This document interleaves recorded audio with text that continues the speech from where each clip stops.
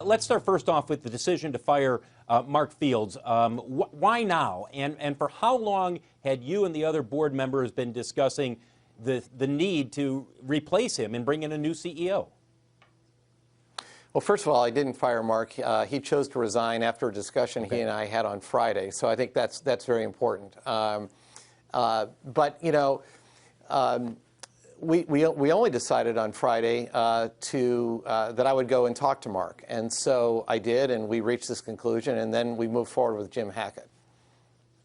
You know, Susquehanna Capital, Matt Stover, the analyst, is out with a note today, and he's raising the question that so many people are raising today, and really you're the person who should answer this, being the person who speaks most for the Ford family. How much of this decision is driven by the low stock price and the Ford family saying, enough, we need this company to do better?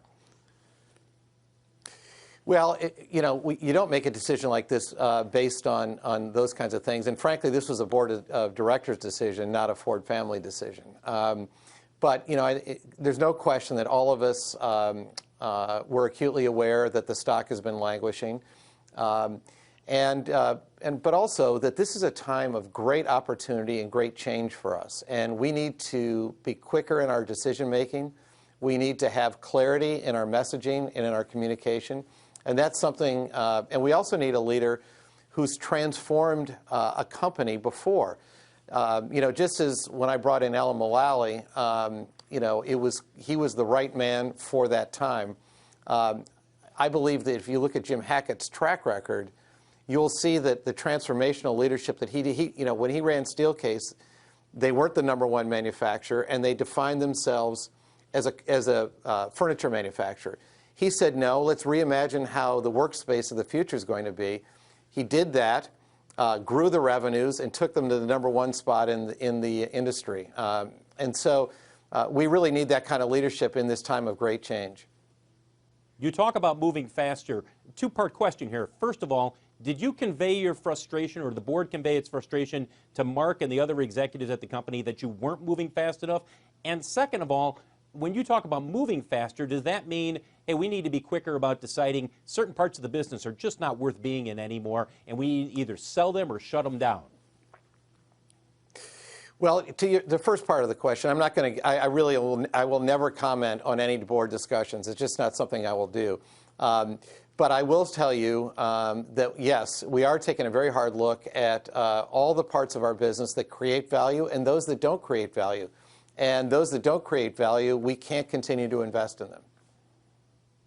We just had on Kara Swisher, who I know you're familiar with, and she made a great point that out in the Silicon Valley, Ford is viewed as being, quote unquote, one of the companies that's really not doing a whole lot, despite how heavily you guys are investing out there. Given that, and given the fact that Jim Hackett was in charge of the smart mobility business, do you redouble your efforts there, or do you sit there and say, we only give it X amount of time before we have to make some hard decisions about how much further we invest in things like autonomous drive vehicles, electric vehicles, et cetera? Well, no. I mean, I would argue that, I mean, there was a report out last month that said Ford was the leader in autonomous vehicles, a group that had studied the whole AV front and came out and said we were furthest ahead.